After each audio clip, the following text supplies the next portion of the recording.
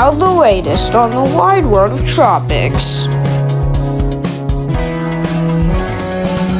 Hypo hurricane outlook for June the 9th.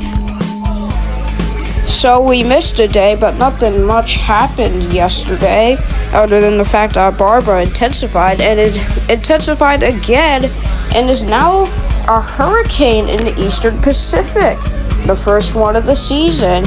And to believe that we're not even 10 days into June yet, and we already see our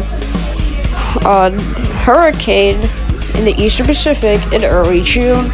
Well, I mean, it's not very uncommon, because for some years we have been getting our first hurricane in the Eastern Pacific in May, which is even earlier than this year. So the Eastern Pacific's kind of a little later than previous years, but it's doing way better than last year, that's for sure. In the North Atlantic, after 90 L's dissipation, we have nothing expected here over the next 7 days. It's taking a little bit for this season to get going, but we do expect to possibly see Andrea before June ends. However, the signs of it coming in June are becoming less and less likely, and it's getting more possible we won't see Andrea until July, which would set the Atlantic for a late start, and possibly not see the second named storm until like August or September, considering how inactive the Atlantic usually gets in July due to Saharan dust.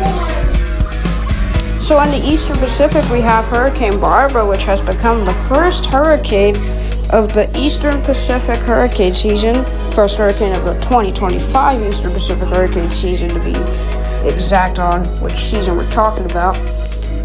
And then we have another area of interest heading towards the Central Pacific, 40% chance in the next 7 days.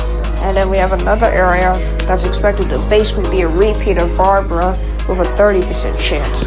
Chances are lower than what Barbara originally was at the time when its code was there, but we could still see something potentially form from this. Barbara is expected to become a Category 3 before weekend starts, so it's really going to be quite an out-to-sea storm.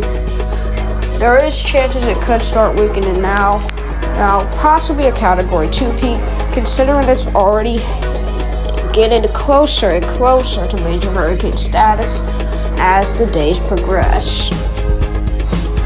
So in the Western Pacific, 93W is designated 80% chance in the next 7 days, with a 50% chance in the next 48 hours. This system is actually expected to become a threat for the Philippines at first, and then it'll enter the South China Sea, where it could start up that threat for southern China. Now, after that, we don't exactly know where it's gonna go.